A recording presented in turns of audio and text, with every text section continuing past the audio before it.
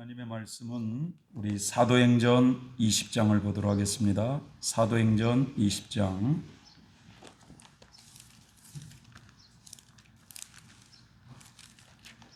제가 가지고 있는 성경은 신약 성경 223페이지 사도행전 20장입니다. 22절부터 24절에 있는 말씀을 우리 한번 찾아서 다 같이 한번 합독을 해보도록 하겠습니다. 사도행전 20장 22절부터 24절입니다. 20장 22절부터 24절 다 같이 한번 합독해 봅니다. 시작. 보라, 이제 나는 심령의 매임을 받아 예루살렘으로 가는데 저기서 무슨 일을 만날는지 알지 못하노라. 오직 성령이 각 성에서 내게 증거하여 결박과 환난이 나를 기다린다 하시나 나의 달려갈 길과 주 예수께 받은 사명 곧 하나님의 은혜의 복음 증거하는 일을 마치려 하면은 나의 생명을 조금 더 귀한 것으로 여기지 아니하노라. 아멘. 주님의 은혜가 이 자리에 있는 모든 이들에게 함께 하시길 예수님의 이름으로 기원합니다. 오늘은 이 사경회를 앞에 두고 우리의 사명과 상급이라고 하는 이런 주제 아래 설교를 하고자 합니다. 과거에 음성꽃동네를 이렇게 가보게 되었습니다. 거기 가면 병원 원장님이 신야고보 수사님이라는 원장님이 계세요. 저희 공동체 초창기에 있었던 그 이건복 집사님의 그 동기분이신데 그분은 이 꽃동로의 이곳저곳을 우리에게 소개해 주시면서 그런 말씀을 하십니다. 저희 꽃동로의 사명이 무엇인 줄 압니까? 라고 이렇게 물으셨어요. 저희 꽃동네는 가족들이나 친척들에게 버려진 인생, 가족들에게도 버려진 인생, 마지막에 이곳에 온 사람들, 그분들을 사랑으로 섬기는 것이 저희의 사명입니다 라고 그랬습니다. 이 꽃동네 안에는 다양한 사람들이 와 계신다는 겁니다. 한때는 세상적으로 잘 나갔던 사람도, 군대에 대령으로 있던 분도 가족에게 버려져 가지고 거기에 와 계시는 분도 있고, 심지어는 산부인과 원장님도 가족에게 버림받아 거기에 와 계시는 분도 있다는 겁니다. 그러면서 하시는 말씀은 이 대한민국이라고 하는 이 나라에 거지가 존재하는 한 우리 꽃동네는 존재합니다. 우리 꽃동네의 최고의 잔칫날이 바로 언제인 줄 아십니까? 이 꽃동네를 창립하신 오홍진 신부님의 생일날이 아니고 앰뷸런스에 어떤 거지가 차에 실려 들어올 때 그때가 최고의 잔칫날이라는 거예요. 그 이유는 우리가 섬겨야 될 작은 예수님이 들어오시는 날이기 때문에 그렇습니다 라는 이 말씀을 하시더라고요. 자신은 내과 의사로서 돈을 세상적으로 벌려면 한 달에 2천만 원 이상은 다 번대요.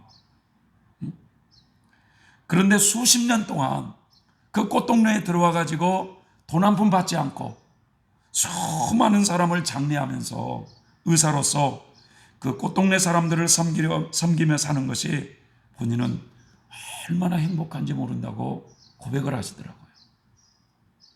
저는 이 이야기를 들으면서 여러분, 자신이 해야 될 일을 알고 세상을 살아가는 사람이야말로 여러분 최고의 행복자구나라는 생각을 해봤습니다. 신명기 33장 29절을 보면 이스라엘이여 너는 행복자로다 라는 말씀이 있습니다. 여러분, 이 세상에서 하나님의 은혜로 구원을 받아 하나님의 자녀가 된 것도 행복하지만 한 걸음 더 나아가서 하나님의 제2의 부르심을 받아서 하나님이 나를 통해서 무엇을 해라 하는 것을 알고 인생을 살아가는 사람이야말로 여러분 최고의 행복자가 아니겠습니까? 여러분 무엇이 행복입니까? 여러분 자식이 좋은 직장에 들어간 것이 행복일까요? 우리 용식이 아드님이 장가 가는 것이 행복일까요? 아들, 딸들이 좋은 사람 만나 시집장가 잘 가는 것이 행복일까? 나는 노후가 준비되어 있으니까 행복하다. 그런 사람도 별로 없어요. 주중에 이 사경일을 앞두고 서울을 제가 좀 몇 번 왔다 갔다 했어요. 4번을 왔다 갔다 했는데, 이 전도를 하기 위해서 서울에 올라가서 이 어느 권사님과 이 몇몇 분과 함께 전도를 했는데, 그 권사님은요, 자식이 좀 세상적으로 잘 되는 것 전혀 관심이 없는 분이세요. 90년대 초에 제가 그 권사님을 만났을 때 그분은요, 아주 어렵게 사셨어요. 그 작은 트럭 같은, 그래다가 그 양발을 갖다가 이렇게 실어가지고 그 양말 파는 그런 거 있잖아요. 예? 예. 그런 일을 하면서 겨우겨우 자식 둘, 아들 하나, 딸 하나, 이 자식 둘을 이렇게 키우면서 남편도 없이 그렇게 어렵게 사셨었어요. 그런데 이 아들, 딸들이 있는데 자식들에게 뭐 과외니 뭐니 이런 걸 한 번도 시켜준 적이 없어요. 그렇게 어렵게 사니까 무슨 과외겠습니까?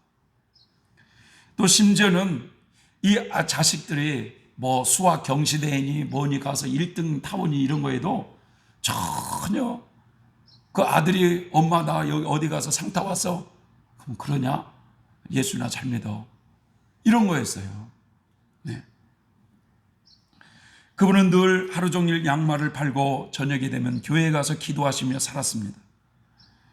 자식에게 전혀 신경을 못 쓰고 살았다고 그래요. 그런데 딸은요, 지금 딸은 공군사관학교를 제대해가지고 지금은 이제 결혼을 해서 중령이셔요. 중령. 여자가 중령이에요. 중령. 말 들어보니까 별까지는 단다고 그러더라고요. 얼마나 똑똑한지 몰라 딸이. 아들은 삼성전자 입사를 했는데 그 뭐 1등으로 들어갔다나요? 그래서 지금은 신입사원, 삼성전자에 들어오는 신입사원들을 교육하는 일을 한다고 그래요. 시집갈 딸 사위도 꽤 높은 직책의 그 삼성전자에 가서 일을 한다고 그래요. 그런데 이 권사님 말씀이 이런 건 나는 아무 필요 없다. 나는 오직 우리 자녀들이 예수를 잘 믿었으면 좋겠다. 이게 한 가지예요. 그분의. 그분은요, 여러분 딸이 그렇게 잘 되고 사이나 아들 딸들이 잘 돼가지고 얼마든지 명절이 되면은요, 명절이 되면은 엄마한테 인사로 온다고 그러고 막 그러잖아요. 이번 명절 엄마한테 오지 마. 엄마는 금식하러 간다. 하면서 금식 때 안 빠지는 사람이에요. 명절 때 항상 아들 딸들에게 아예 오지 말라고 그러고 나는 금식하러 간다고 그런 분이세요. 근데 하루는 이 시집간 딸 시어머니가 몸이 아프셔가지고 병원에 입원을 했어요. 근데 이분이 여의도 순복음교회 권사님이셔요. 그래가지고는 몸이 아프셔서 병원에 입원을 할 때 이 권사님이 말이죠, 때는 이때다 해가지고 우리 도표를 다 들고 가가지고 그 병원에 입원하는 시어머니에게 지금 사돈이 지금 여기 어디 지금 가고 있어서 지금 이런 일이 있다고 지금 하면서 막 성장 도표를 들이대고 막 그랬더니까 이 따님이 엄마, 대환란이나 이런 얘기 좀 그만 좀 해. 딱 그러더래요. 이게 왜 어머니가 딱 뭐냐면 가만히 있어. 이건 엄마의 사명이야. 하면서 그 사돈 그 권사님한테 막 했는데 나중에 이 사돈 권사님이 은혜를 받았어요. 아, 그렇구나 해가지고 이 사경에 참석해서 아주 열심히 이 사돈도 살아가고 있다는 그런 얘기를 하시더라고요.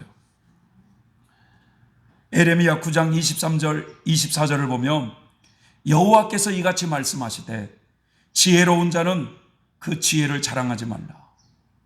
용사는 그 용맹함을 자랑하지 말라. 부자는 그 부함을 자랑하지 말라. 자랑하는 자는 이것으로 자랑할지니 나 여호와를 아는 것을 자랑하라 라는 말씀이 있습니다.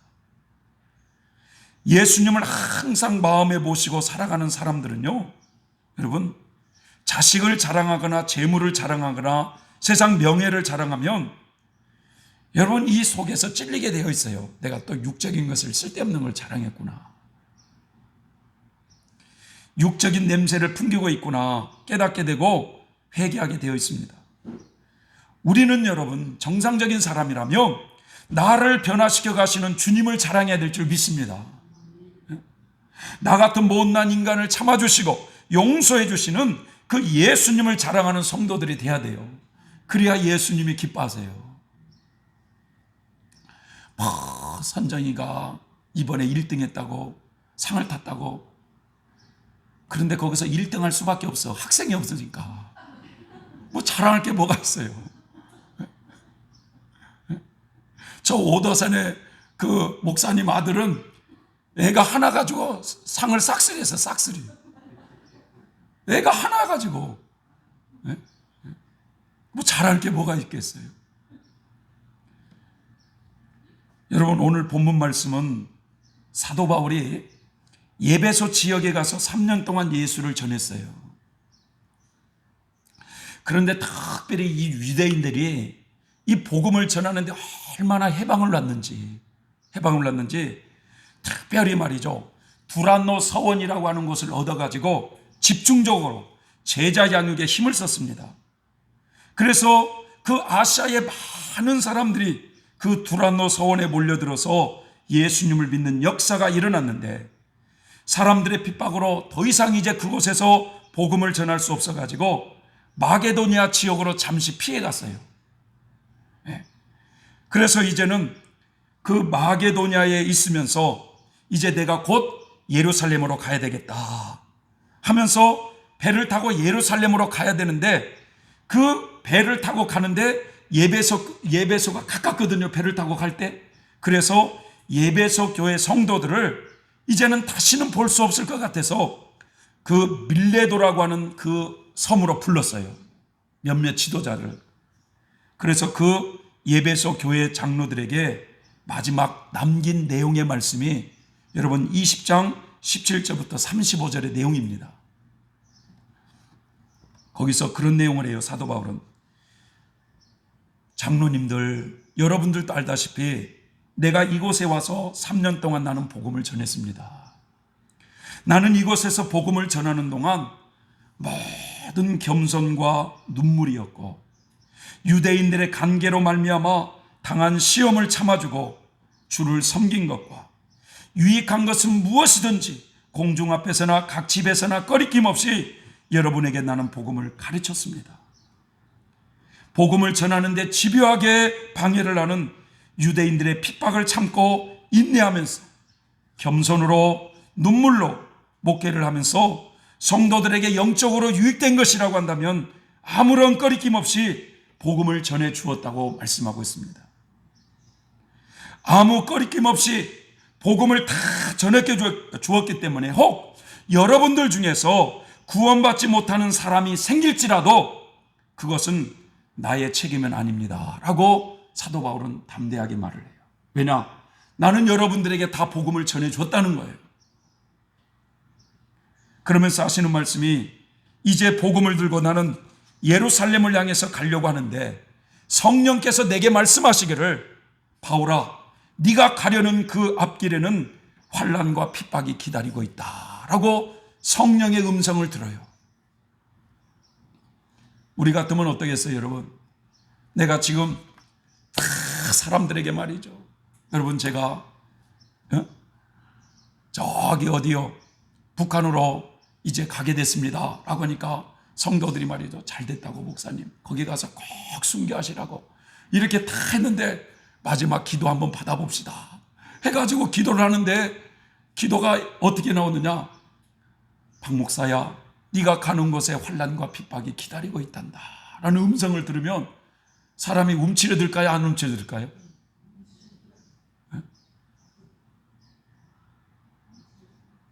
움츠러들잖아요. 그런데 성령께서 바울에게 뭐라고 말씀하냐면, 바울아, 너 지금 예루살렘으로 가려고 그러지, 너 지금 네가 가는 그곳에는 환난과 핍박이 기다리고 있다. 성령의 음성을 들었음에도 불구하고 그러나 내가 가는 곳에 이런 환난과 핍박이 있다 할지라도 나의 달려갈 길과 주 예수께 받은 사명 곧 하나님의 은혜의 복음을 전하는 일을 마치려 하면은 나는 내 생명을 조금 더 귀하게 여기지 아니하노라 라는 고백을 하고 계세요. 여러분, 바울은 하나님이 자신에게 맡겨준 이 사명을 위해서라면 이 자신의 앞길에 환난이 기다리고 있던 핍박이 기다리고 있다 할지라도 자신의 생명을 조금 더 귀하게 여기지 아니한다고 고백하고 있어요.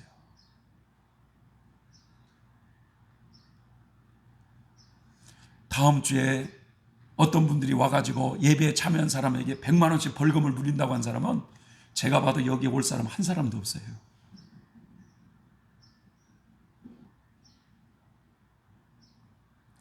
하나님은 각 시대마다 하나님의 마음에 합한 사람들에게 위대한 사명을 주십니다. 그 사명을 통해서 천국 건설 사업을 이루어 가시는 하나님이셔요. 구약의 이긴 자들이나 교회 시대 이긴 자들은 하나님의 이 놀라운 고유의 사명을 가지고 하나님을 섬겼던 사람들이에요. 물론 처음부터 하나님의 사명을 받은 것이 아니라 하나님의 뜻을 따라 열심히 살다 보니까 영적으로 높이 성장하다 보니까 하나님은 그런 분들에게 사명을 주시더라 이거예요. 사명을. 여러분, 출애굽기 3장에 보면 모세가 하나님의 사명을 받는 내용이 나옵니다. 한때 모세는요 자기 힘으로 사역을 감당해 보려고 그랬어요. 그러나 그는 살인자가 됩니다. 그래서 결국 미디안 광야로 도망을 가서 살다가 한 여인을 만나 결혼도 하고 처갓집에서 양을 치며 살던 모세가 세월이 어느덧 또 40년이 흘렀어요. 그래서 이 호렙산에서 양을 치고 있는데 한 떨기나무에 불이 붙어 있어요. 그런데 불이 붙어 타는데 그 이상하게 나무는 타지 않는 거예요. 왜 떨기나무가 타지 않을까? 의구심을 가지고 유심히 보는 그곳에 모세를 부르는 그 풀 속에서 모세를 부르는 음성이 들립니다. 모세야 모세야 이리로 가까이 하지 말라. 나는 너의 조상의 하나님이니 아브라함의 하나님이요 이삭의 하나님이요 야곱의 하나님이니라. 이 하나님의 음성을 들었던 모세는 두려운 나머지 손을 얼굴로 가리우고 있는데 하나님이 말씀하시기를 내 백성이 애굽에서 고통받는 것을 내가 똑똑히 보았고 또 억압 때문에 괴로워서 부르짖는 소리를 내가 들었나니 이제 내가 너를 그 애굽 땅에 보내서 바로 그 백성을 구원하기를 원하노라 라고 하면서 바로 내가 너를 애굽의 바로에게 보내어 너로 내 백성 이스라엘 자손을 애굽에서 인도하리라고 하는 이 사명을 주셔요. 그러니까 하나님께서 이 모세에게 영적으로 높이 성장시키더니 이제는 애굽 땅에서 고통받는 이스라엘 백성을 구원해서 그들을 가나안으로 인도하라고 하는 사명을 받더라 이거예요. 여러분, 민수기에 보면은 이스라엘 백성이 장정 60만이 애굽에서 나왔다고 그랬거든요. 그러면 장정 60만이면 거기에 어린이들이라든지 노인분들 합치면 250만 명이 된다고 그래요. 250만. 여러분, 250만이면 적은 숫자가 아니죠. 네? 250만. 우리 부천 인구가 얼마나 될까? 250만 정도가 되는데요. 그 수많은 무리들을 이끌고 40년 광야길을 가야 됐어요. 모세가 얼마나 힘들고 괴로웠겠습니까, 여러분?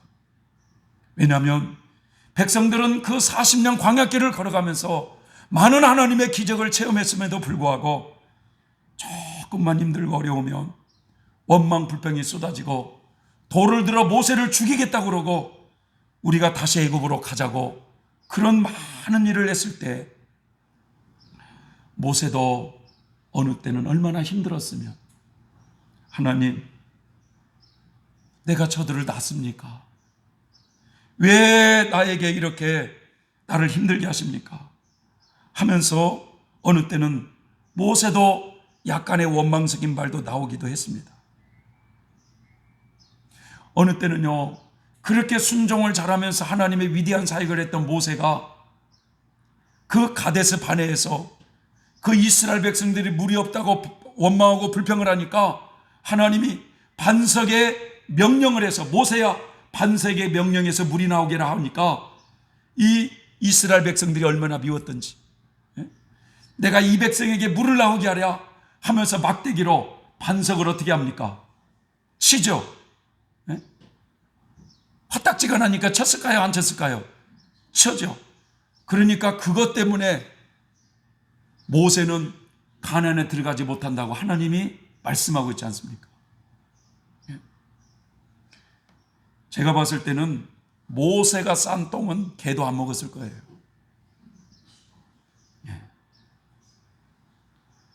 여러분, 세례 요한의 사명은 무엇이었을까요? 여러분, 세례 요한의 사명, 세례 요한이 사명을 감당하기 전에 그는 빈들에서 경건 훈련을 했습니다. 그는 거친 음식을 먹으면서 거친 잠을 자면서 철저히 준비를 했어요. 마태복음 3장을 보면 인류의 죄 문제를 해결해 주시기 위해서 속죄제로 오실 예수님의 길을 예비하시는 사명을 받습니다. 400여 년 동안 그 어떤 선지자도 일어나지 않았던 유대 땅에 어느 날 갑자기 회개하라, 천국이 가까웠느니라고 외칠 때 많은 사람들은 그가 이 땅에 오실 메시아인 줄 알았어요. 그는 말하길, 나는 너희에게 회개하기 위해서 물로 세례를 주지만 내 뒤에 오시는 이는 성령과 불로 너희에게 세례를 주실 것인데 나는 그분의 신발끈을 풀기도 감당하기 어려운 사람이라고 하시면서 주의 길을 예비하신 선지자의 사명을 감당하시고 헤롯에게 목배임을 당합니다. 예수님의 12 제자들의 사명은 뭘까요? 예수님은 그 12 제자들 3년 동안 제자 양육을 시키면서 이제 베드로에게 그렇게 말씀하죠. 네가 나를 사랑하느냐 하면서 내 양을 먹이라 하면서 초대 교회를 통해서 영혼들을 구원하라는 사명을 이 제자들은 받습니다. 그래서 이 교회 시대를 여는 기초석의 제자들이었어요. 13세기에 동과 서가 무역을 하게 되면서 그 유럽 사람들이 다 돈에 눈이 어두워가지고 하나님을 멀리할 때 하나님은 프란시스코를 불러요. 프란시스야, 프란시스야, 내 교회가 무너져가고 있다. 내 교회를 바로 세워다오. 하나님을 바르게 섬기며 살아야 될 성도들이 물질에 눈이 어두워가지고 하나님을 점점 멀리할 때 하나님은 프란시스를 통해서 이 청빈의 삶이야말로 하나님을 사랑하고 하나님 나라에 들어갈 수 있는 최고의 복된 길임을 그 시대의 사람들에게 보여주신 거예요. 16세기 종교개혁 당시에는 여러분, 이 교회가 하나님의 말씀에 바로 서지 못하고 이 면죄부 판매로 인해서 성직자들이 타락해가고 교회가 타락해갈 때 하나님은 이 마틴 루터를 통하여서 오직 성경으로, 오직 은혜로, 오직 믿음으로 인간은 죄에서 구원을 받는다는 것을 외치면서 성직자들을 깨우고 타락한 교회를 종교 개혁을 일으키는 그런 인물로 하나님이 사용하셨어요. 16세기 종교개혁 당시에 카톨릭이 이제 흔들리게 되자 하나님은 그 카톨릭을 든든히 세우기 위해서 이그나티우스 로열라라고 하는 성인을 세우셔가지고 예수회를 만들게 하면서 이제 선교의 길을 열게 하셨어요.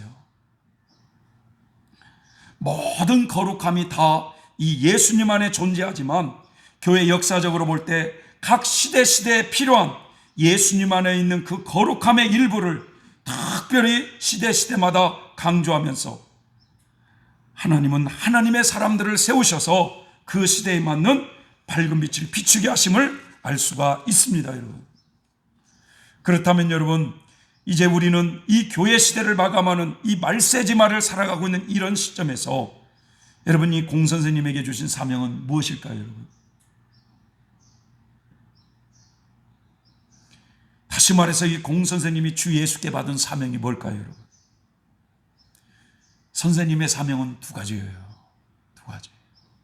하나는 성경의 핵심 진리를 완성한 사명이었습니다. 또 하나는 이 성경의 핵심 진리를 이제 복음을 힘있게 증거할 밝은빛 공동체를 만들어 놓는 사역이었어요.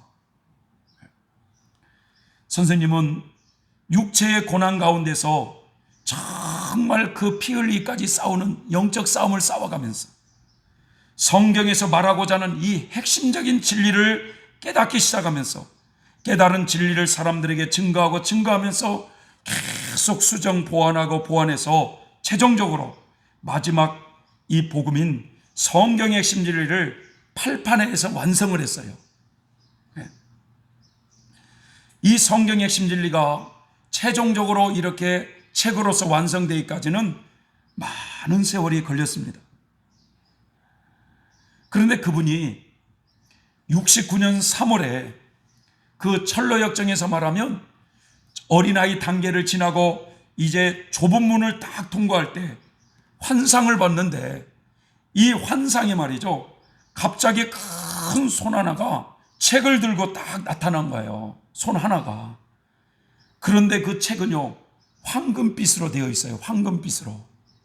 그런데 그 황금빛으로 되어 있는 그 책에, 책 겉표지에 한문으로 난공불락이라고 하는 한문이 딱 쓰여 있더라는 거예요. 난공불락.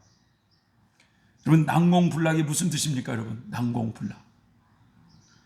공격하기가 어려워서 쉽사리 함락되지 않는다는 것입니다.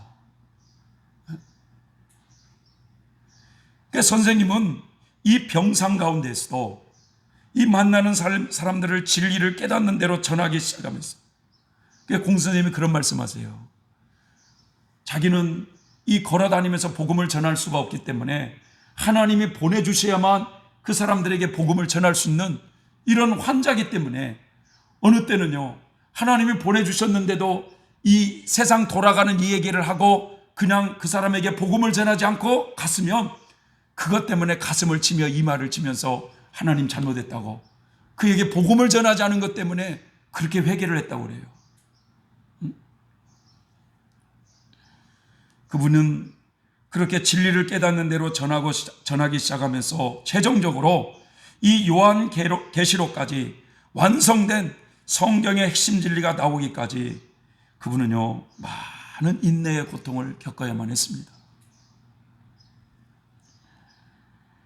그러면서 계속 이런 복음을 전하자 이 진리를 사모하는 사람들이 점점 모여들기 시작하면서 이제는 마지막 때의 복음인 이 성경의 핵심 진리를 전할 이 밝은빛 공동체를 만들어 놓으시고, 여러분 2004년에 사경이가 진행되는 첫날에 하나님의 부르심을 받았어요. 그래서 사경이가 진행되었지만 사경이가 이제 지금 시작이 되는데 공 선생님이 소천했다고 사경회를 복음 진리를 멈출 수가 있습니까? 사경회를 계획대로 다 진행하고 끝나고 나서 장례를 치르기 시작했어요. 그래서 5일장으로 이제 장례를 치루었습니다.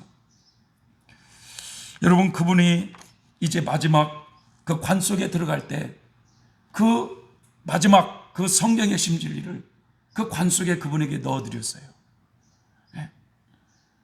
이 성경의 핵심 진리를 물려받은 우리 밝은빛 공동체는요, 거기에 깃든 샛떼들이거든요.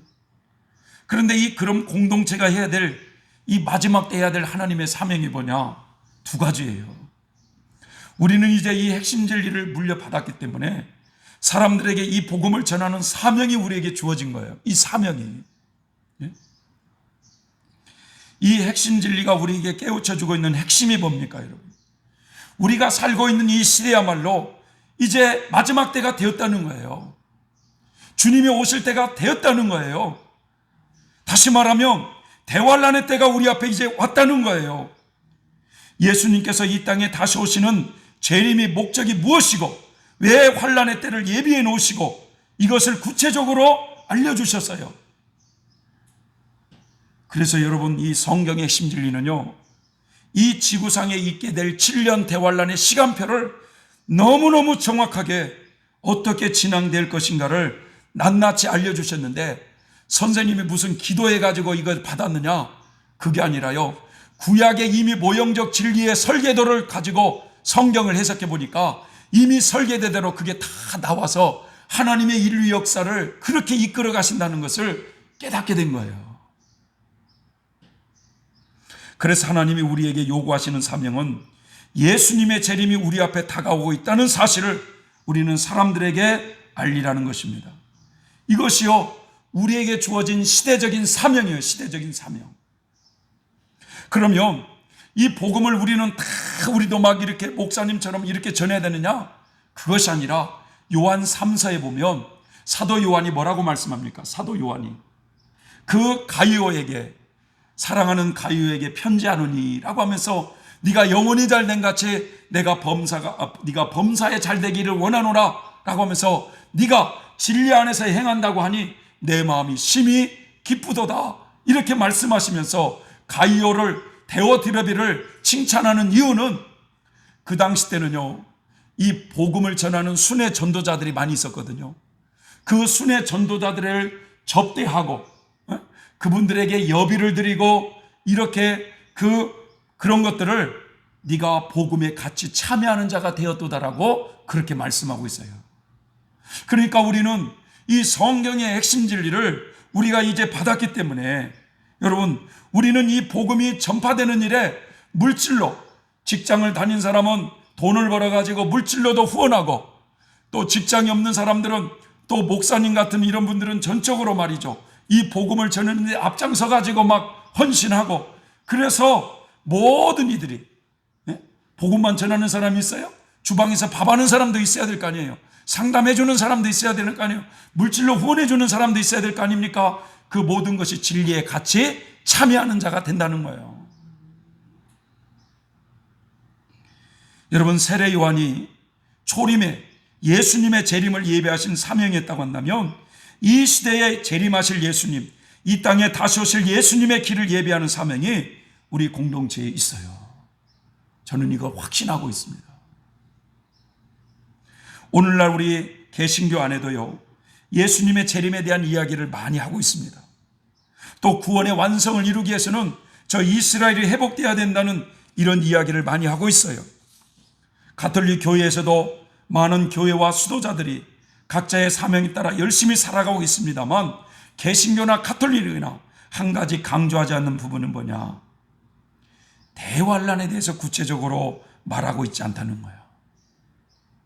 우리 개신교에서는 전체 유고서를 많이 주장하다 보니까 대환란이 우리와는 전혀 상관이 없는 것처럼 이렇게 말을 하는 이런 경우가 있고, 가톨릭에서는 대환란이 뭔지도 모를 거예요. 이 얘기 하지도 않습니다. 우리 개신교 안에서도 예수님의 재림을 외치지만 어떤 성도가 휴거되는 사람인지를 정확히 알지를 못해요. 또 최근에는 말이에요, 유튜브를 보면 무슨 코로나로 인해서 백신은 짐승의 표다, 666이다, 한쪽에서는 맞지 말라, 아주 여러분 혼돈 속에 지금 살고 있습니다. 혼돈 속에. 성경의 핵심 진리가 우리에게 깨우쳐 주시고 있는 것이 무엇이냐? 분명한 휴거 성도들의 자격이 어떤 분인지를 가르쳐주고 있어요. 앞으로 이 지구상에 있게 될 7년 대환란의 시간표가 어떻게 진행될 것인가를 낱낱이 우리에게 대비하라고 가르쳐주고 있어요. 이것은요, 예수님 안에 감춰진 마지막 때의 비밀이에요, 여러분. 그래서 하나님이 우리에게 요구하시는 사명은요, 성경의 핵심 진리를 전하면서 대환란이 우리 앞에 다가오고 있다는 사실을 사람들에게 알리고 우리도 그것을 준비하는 시대적인 사명입니다, 여러분. 이게 하나님께서 에스겔 선지자에게 이런 말씀을 합니다.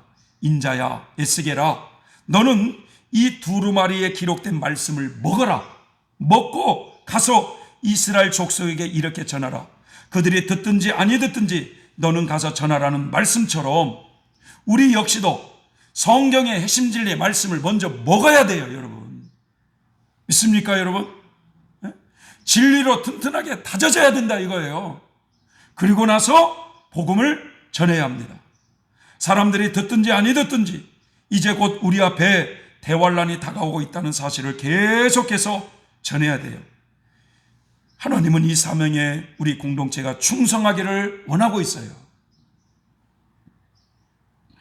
어떤 사람은 또 공동체 안에 있으면서도 목사님, 아니 정부에서 이렇게 하지 말라고 하는데 이런 일을 하면 되겠습니까? 그 이 얘기는요, 초대교회 때 그 공회원들, 대제사장들이 베드로나 요한을 불러가지고, 제자들을 불러가지고 다시는 이 예수의 이름으로 이런 말을 전하지도 말라, 이렇게 말할 때 그 제자들이 뭐라고 말씀했어요? 너의 말을 듣는 것이 옳은가, 하나님의 말씀을 들은가 옳은가를 너희가 판단해 봐라. 우리는 보고 듣는 것을 전하지 않을 수가 없다 라고 하면서 복음을 전했어요. 빌리그레암 목사님은 자기가 미국의 빌리그레암 목사님 아시죠? 자기가 천국에 들어가면 제일 먼저 주님께 여쭤보고 싶은 질문이 있다고 그래요. 주님, 왜 저였습니까?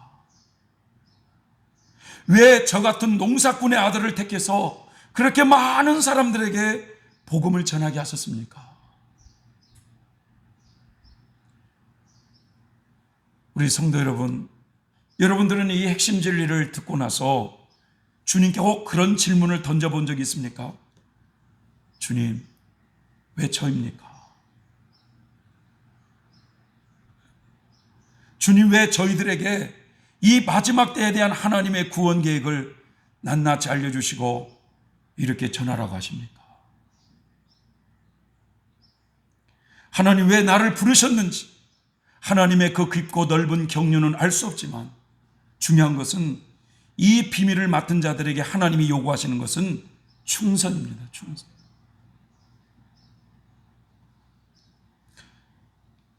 우리 김재희 집사님 대표기도 하면서 그랬다고 그러잖아요. 왜 나에게 가난을 허락하셨습니까? 이런 건 질문해 봤잖아요. 왜 나에게 이런 인생을 살게 하십니까? 질문했는데 왜 나에게 성경의 심지를 듣게 하셨습니까? 이것도 한번 질문해 보세요.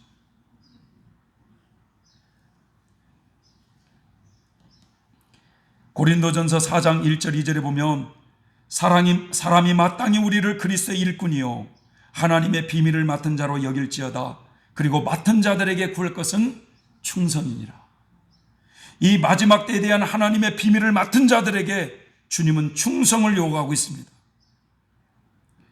여러분, 성경의 심지는요, 저의 경험에 의하면 지금도 뭐 제가 아는 것이 아닙니다. 알려면 멀었어요. 몇 번 들었다고 아는 것이 아니라 내 자신이 성장함에 따라서 이 말씀이 새롭게 들린다는 사실이에요. 성장의 감에 따라서. 그러니까 어린아이의 단계에서 이 말씀을 들었으면 자기가 성장한 수준에서만 이해를 했다가 나중에는 그런 과정을 또 겪어서 성장해서 청년의 단계에 들어서 그 말씀을 들으면 그게 새롭게 들려지더라 이거예요. 여러분, 그런 말이 있습니다. 한 여인이 탕녀가 되기 위해서는 3년이면 충분하지만 성숙한 여인으로 거듭나기 위해서는 30년이 걸린다. 그렇습니다. 우리의 인격이 완성되어 가고 성숙한 신앙으로 자라가기 위해서는 세월이 필요한 거예요. 오랜 세월이 필요한 거예요. 그래서 우리는 여러분, 우리의 사명을 위해서 우리는 꾸준하게 준비를 할 줄 알아야 돼요. 먼저는 여러분, 성경의 심지를 많이 먹으시기 바랍니다. 잘 말씀을 먹어야 돼요. 그냥 대충 먹어서는 안 돼요. 대충 먹어서는. 대충 먹어서는요, 괜히 이 말이 옳은 것 같고 저 말이 옳은 것 같고 이래서는 안 된다는 거예요. 확실하게 이해가 될 때까지 그 성경을 파고 팔고 계속 질문해보고 하면서 먹어야 돼요. 그리고 에스겔 선지처럼 가서 전해야 돼요. 그래서 여러분 우리가 먼저 이 마지막 때 이 사명을 잘 감당하기 위해서는 진리로 잘 무장이 되어야 합니다. 하나님은 준비된 자를 사용하세요. 믿습니까, 여러분? 네? 하나님이 우리에게 맡겨주신 거룩한 이 시대적인 부름에 마음을 새롭게 해서 사명에 충성하는 행복자들이 되시길 바랍니다. 둘째로는요, 우리 공동체가 해야 될 사명이 뭐냐? 많은 사람들을 옳은 대로 인도해야 되는 사명이 우리에게 주어졌어요. 예수님께서 재림하신 목적 중에 하나가 뭐예요? 추수하기 위해서 오시는데 어떤 영혼을 추수하시느냐? 익은 열매가 된 성도들을 추수하시더라 이거죠. 그래서 계시록 7장에 보면 교회 시대 동안에 하나님께서는 두 부류의 성도들을 준비시키고 있는데, 환난을 면제받는 휴가되는 14만 4천과 환난을 들어서 환난을 통과해서 어린 양의 피로 씻어 흰 옷을 입고 천국에 들어가는 셀 수 없는 큰 무리들을 하나님은 이 교회 시대 동안에 은밀하게 준비를 하고 계셨어요. 그래서 우리의 사명이 무엇인가를 알아야 됩니다. 대환란이 어떻게 진행되는지도 모른 채 환난 속에 임하는 수많은 성도들을 여러분 익은 열매가 되도록 이끌어줘야 되는 사명이 주어진 거예요. 물론 우리 자신들도 그 환난 속에서 연단을 받아가면서 익은 열매가 되어져야 하는 것은 당연한 것입니다. 내 자신이 먼저 익은 열매를 향해서 열심히 달려갈 줄 알아야 되고, 그리고 더 나아가서 환난의 때에 경제적으로 고통하는 사람, 전쟁으로 고통받는 영혼들, 적그리스도의 핍박으로 믿음이 흔들리고 방황하는 성도들을 위로하면서 옳은 대로 인도하는 시대적인 사명이 주어졌다는 거예요. 다니엘서 12장 3절에 보면 지혜 있는 자는 궁창의 빛과 같이 빛날 것이요 많은 사람을 옳은 대로 인도하는 자는 하늘의 별과 같이 빛나리라고 말씀이 있습니다. 대환란 때에 많은 사람들을 옳은 대로 인도하는 자에게 하늘의 별과 같은 상을 주시겠다는 거예요.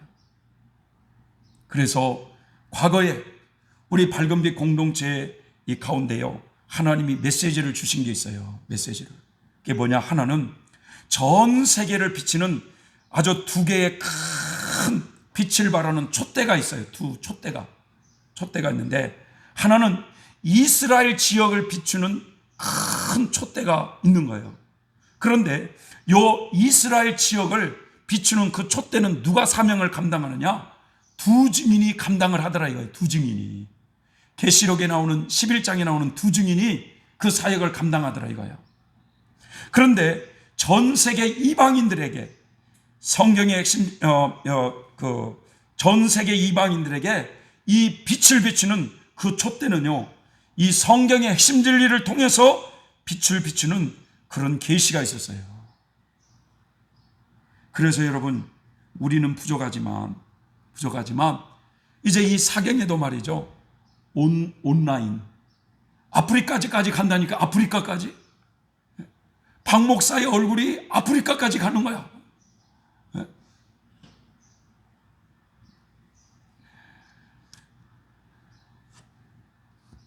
이 시대적 사명이 여러분 우리에게 주어졌기 때문에 하나님 앞에 좋은 일꾼 그리스도 예수의 좋은 군사가 되기 위해서는 여러분 자신이 먼저 여러분 성숙한 신앙으로 준비되어야 될 줄 믿습니다.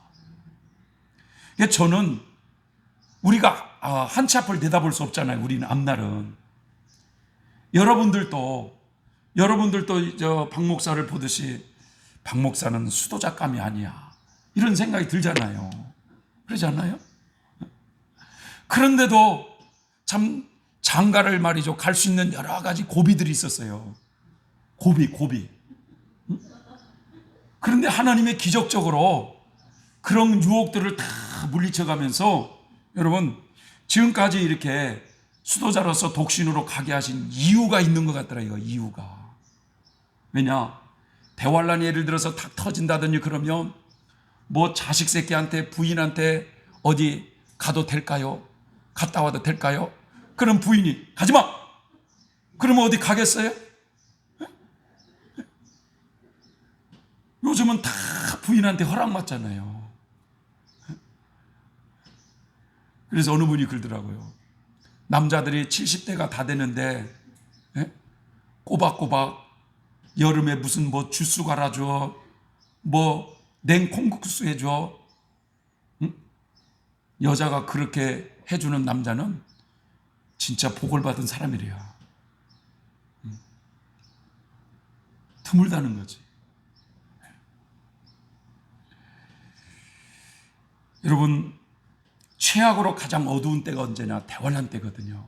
왜냐? 죄악 세상의 마지막이기 때문에 마귀는 가장 강력한 어둠의 사람들을 잡아가지고 도구로 사용하셔요. 그러면 가장 어두운 때에 가장 밝은 빛이 비추는 메시지가 있어야 되는 거거든요. 그냥 빛을 비추는 그런 메시지가 아니라 가장 밝은 빛을 비추는 이런 메시지가 필요하기 때문에 여러분, 그런 사역자로서 감당하기 위해서는 끊임없이 우리의 부족함을 고쳐 나가야 된다는 거예요. 그래서 영성훈련을 통해서 튼튼한 사역자가 될 수 있도록 우리는 준비해야 됩니다.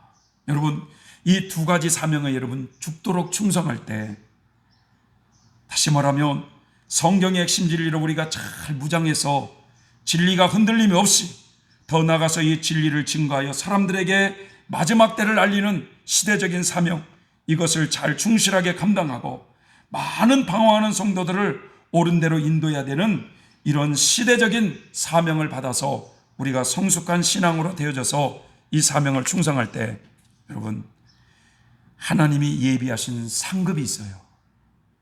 그게 바로 뭐냐? 천년왕국을 예비해 주시겠다는 거예요. 천년왕국. 그러니까 이 천년왕국은 어떤 사람들에게 주느냐? 대환란 때까지 끝까지 믿음을 지킨 성도들에게 상급으로 예비한 나라거든요. 대환란이. 천년왕국이라는 이 나라는요, 어떤 나라입니까, 여러분? 우리가 이사야서나 또 다니엘서를 보면 마귀가 없는 세상이에요. 마귀가 없다 보니까 사람들에게 질병이 없어요. 여러분, 앞으로 갈수록 많은 사람들이 암 환자가 늘어난다고 하잖아요. 이 안병동에 가면은 사람들이 얼마나 많은지, 병실이 없으니까 그냥 복도에서 그냥 주사 맞고 대기하고, 또 거기 병원에 좀 인맥이라고 알면은 막 수시로 전화해가지고 어떻게라도 검사 맞고, 그게 무지기수라는 거예요, 지금. 이것도요, 여러분, 우리의 식생활이나 이런 공해의 오염도 있지만 죄악 세상의 마지막이다 보니까 사람들이 고통하는 때예요. 슬퍼 눈물을 흘리는 일이 없습니다. 죄가 없는 세상이다 보니 사람이 고통과 애통하는 일이 없고요. 말 그대로 그 에덴 낙원과 같은 그런 낙원이 이 땅에 회복되어진 나라가 천년왕국이에요. 인간이 하나님과의 관계가 회복되다 보니까 여러분, 다른 모든 피조물들도 회복을 시켜버리셔요, 하나님이. 그래서 여러분, 사자가 소처럼 풀을 먹고 이리와 어린 양이 함께 노는 세상. 인간이 회복되니까 인간에게 부족된 모든 피조물을 회복시키셔요.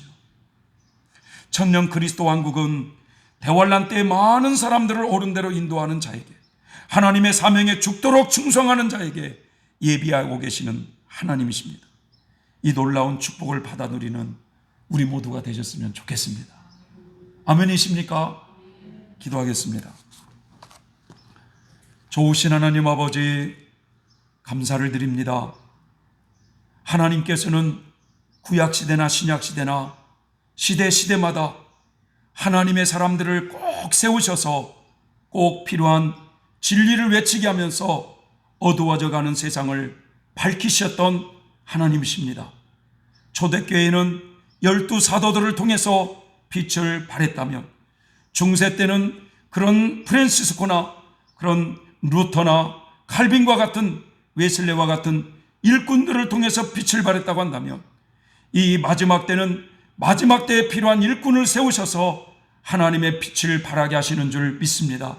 하나님 아버지, 이 마지막 때를 사는 저희들에게 이 마지막 때에 하나님 안에 구원의 비밀을 알게 하시고 이 귀한 진리를 외치게 해주시는 하나님의 놀라운 사명을 받았사오니, 먼저는 이 진리를 잘 먹는 저희들이 되게 하시고 이 진리를 힘있게 증거하여 주를 위해 살다 주를 위해 죽는 일에 충성할 수 있는 우리 모두가 되게 하여 주시옵소서.